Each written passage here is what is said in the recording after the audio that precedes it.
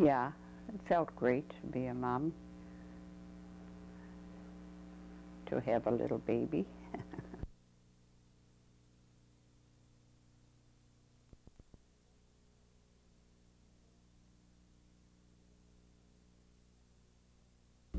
A wife at 22, a mother at 23, over the next 10 years, Jeanette would bear 4 children, 2 boys, 2 girls, of which would be the most blessed event of her life.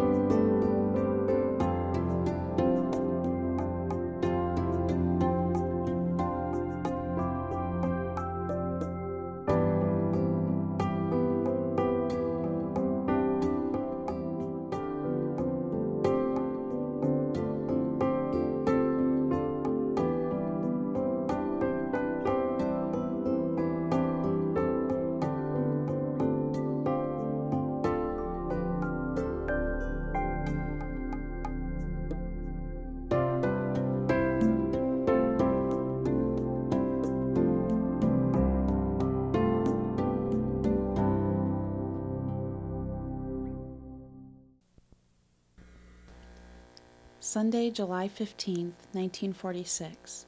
Made raspberry jelly. After supper, I started getting pains in my stomach. Doctor came at 9:45, looked at me. Couldn't sleep all night. 3:30 in morning, my water broke, and Stuffy took me to hospital. Esther Staffeil came along. Godmother. Monday, July 16th, 1946. Karen was born, 2:30 in afternoon. My honey was with me all the while. Thank goodness. He stayed then till 8 o'clock.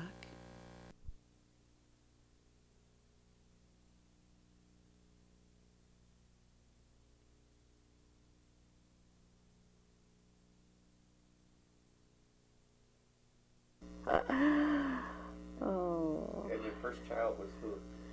My first child was Jeanette Staffeil. I labored 24 hours with her. until they induced the labor. It felt like I was going through a firing tunnel. And I still remember that so plain. Tell us about You know those big tunnels, big tunnels, these that they put in the ground, those, I don't know what you call them. Like culverts. Yeah. And it's just a fire, it's all red, firing tunnel. My first memory of my mom was probably, I don't know, we were at Grandma's house, and I was maybe 3, 4 years old, 5, and I wet the bed, but really I was just too lazy to get up and go.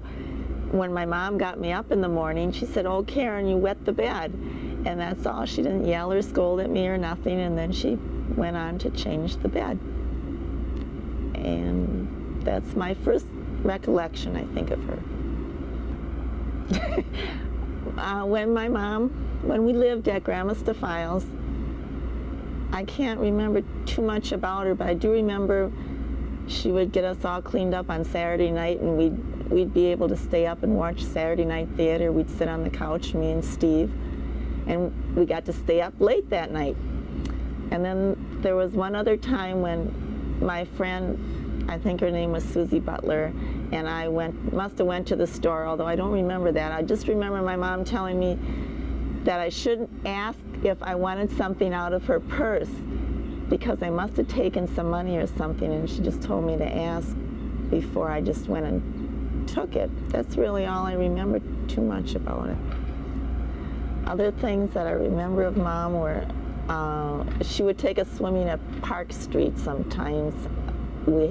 She had a lady giving me swimming lessons, and we'd go to Park Street and swim in the river, or the lake, I guess it was. I remember one time, Jeff must have been just a baby, and she took us to the movies, although I don't remember what was playing, but I know that Jeff cried a lot, so she had to go and sit out in the baby crying room or something, and us kids stayed there to watch the movie. Dad wasn't along. I don't know where he was, but mostly it was just Mom that would take us. I remember her working a lot, taking in ironing and cleaning. I remember we went over to Marie Buchheit's on the beach once by her house. That's Mom's friend. She worked at the golf course, and then she worked at Carnation after a while. From July 16th until October 19th, 1946, just about every entry in Jeanette's diary had some mention of Karen. On October 7th, she writes, "Karen had her first picture taken here in the house, the John Roberts Studios. October 8th, didn't do much except take care of Karen." And on October 19th, one of her very last entries, "Went home on the 525 bus, Karen's first bus ride. Then took taxi home. Eddie and Orabelle rode us back to Cooney." From early 1942 until October 1946, Jeanette wrote in her diary, "But now the rigors of being a housewife, doing washing and ironing for extra money, and a first-time mother caught up to her. She no longer had time to write."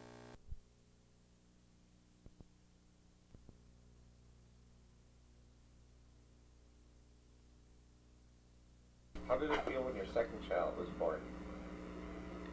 Oh, Who was your second child? Stephen Staffeil was my second child.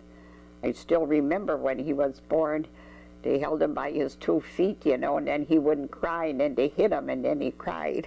It was just a thrill. Where'd they hit him? Under Heiner. They their feet in, with the head down, feet up in the air. They had a hold of your feet, and you didn't cry, and I thought maybe you were dead. When Steve was born, he was a lot easier,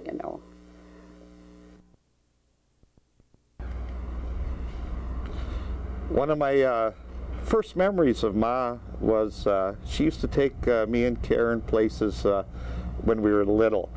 And about the very first thing that I remember was she would take, Dad worked at the post office at that time. I don't know if he worked, I think he worked inside sorting mail. It was right after they were married.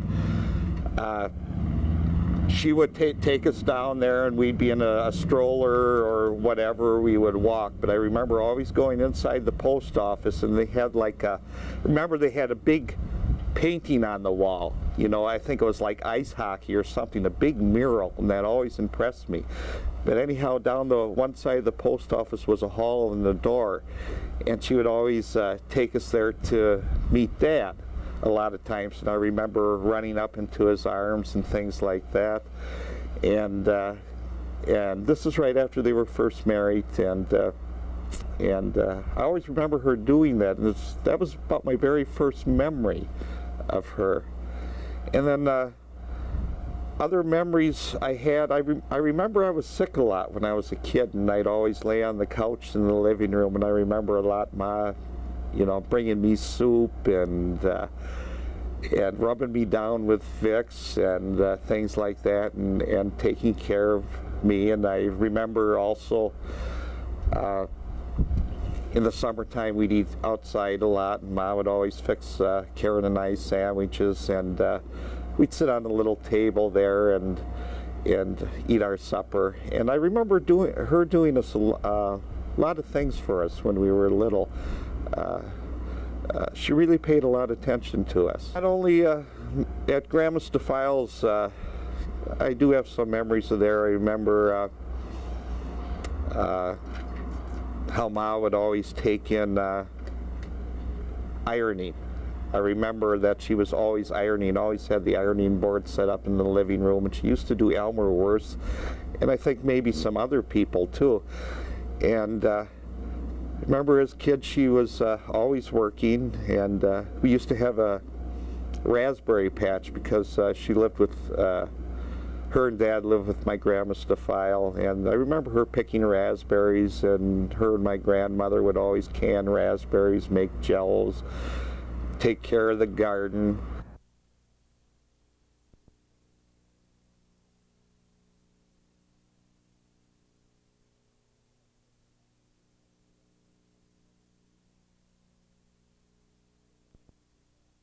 Well, I was working at the pea factory when I was pregnant with Eileen. How did I ever do that? And she only weighed 6 pounds something. You know, I was in a pea factory forking cans. And,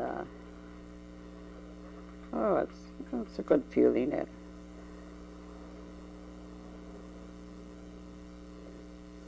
How long did you work at the pea factory when you were pregnant? How long I worked at the pea factory was just through the canning season. And then you know, then you don't work anymore. Or at least I didn't.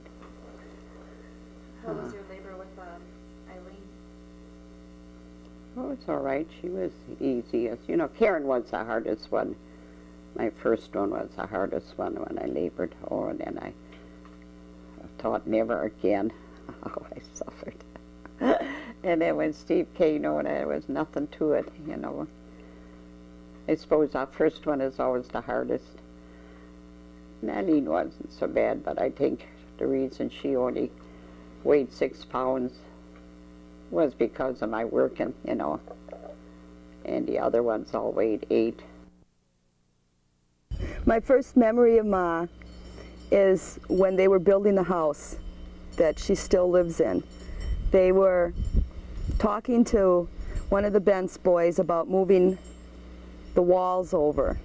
And I remember this distinctly because I could walk right through the studs without them touching me, and they had to turn and go sideways, my mom and Dad. I can remember what she looked like with her hair down to her shoulders and the glasses with the wing tips on them.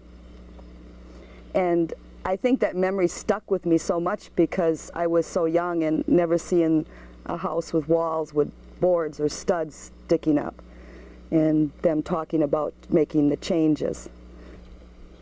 Other memories I have of my mother is when it was summertime. I was sitting on the curb watching the Statman children playing on their swings and stuff like that, kind of wanting and longing to go over and play with them. I remember her taking my hand and helping me cross the street and introducing herself to them and visiting and talking, and I could play with their children. I must have been very young. I think it was the first year when we first moved there, the first summer. Things I can think of when I was young, and Heidi and I got to be good friends, and she signed us up for the ballet lessons at Park Lawn School, and that was a big deal, a big experience, because I was so shy and frightened, and taking us down there and walking us down there and signing us up for the ballet lessons. It was so cute. And that's a good memory. That was very important to me.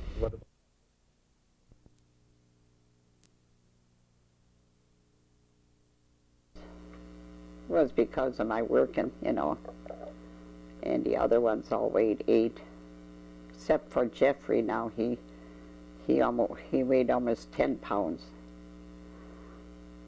Of course, I think he took after his dad, muscular, you know. And Jeff was my 4th child. When I was pregnant with Jeff, I got so big.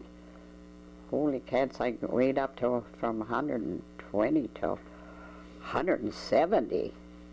They said, and the neighbors saw me, wanted to know if I was having a calf.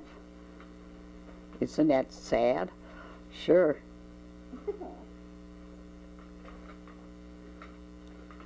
I was pretty huge, from 120 or, oh my God, 50 pounds. Holy cow, how can that be? Well, let's see what my first memory of Ma was. I guess it'll have to be the time when she asked me how I got out of my crib. She told me to show her how I did it, and so I was in my crib, and I just got up on the railing, crawled out, and that's how I did it, you know. And she was kind of surprised. I don't know, I must have been maybe about 2 years old, something like that, you know. Let's see, other things I remember about Ma. I know one time I was kind of naughty. There's a play crib down in the basement, and we had some lumber downstairs, and I was building some kind of fort with all this wood on this play crib, and she ended up catching me do that and got kind of mad at me. So I do believe she told me to go to my room, but later on she said I must have misunderstood her. Well, anyways, so I went to my room.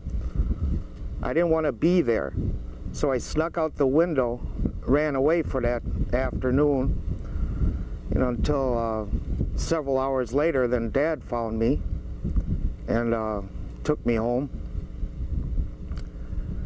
Was Mom mad? Ma was pretty mad, you know, but not that bad. But anyways, how old were you? Oh, I must have been about probably 6 years old, something like that. And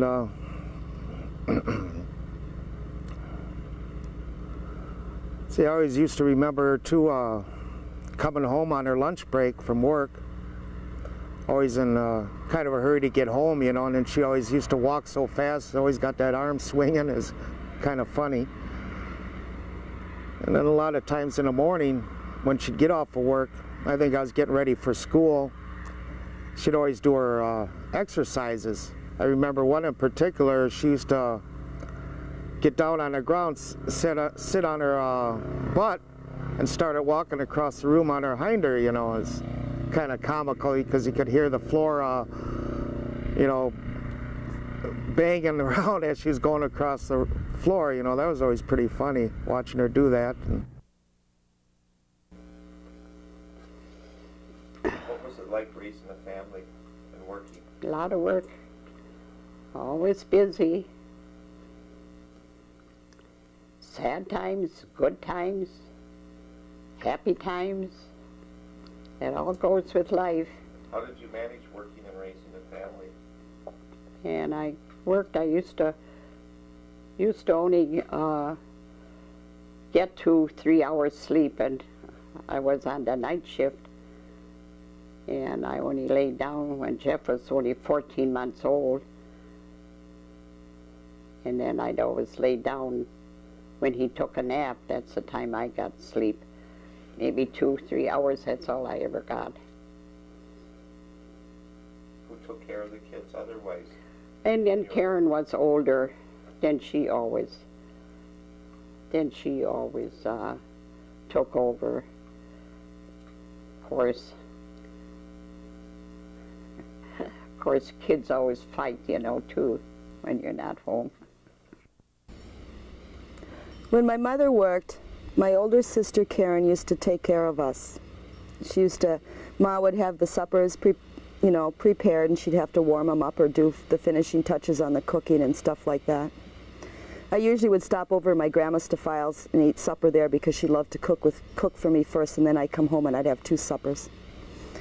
The memories of me and my sister, I mean, I think it wasn't fair for my ma in a way to ask Karen to do that. I think it kind of tried our relationship. They babied me when I was younger. Eileen hadn't have to do this, Eileen didn't have to do that. I think Karen resented that. I missed her. I was a lonely child. You know, I missed my mom. You know, I missed the security of having her there. But the suppers were all prepared very well, you know, and they were always there. I know that when Jeff and I would get into fights, you know, it was Eileen, it's always my fault and things like that. And because Jeff is younger than I am, and Karen was kind of jealous of me, you know, I was supposed to go to bed the same time he did, you know, even though I was older, could have stayed up a little longer.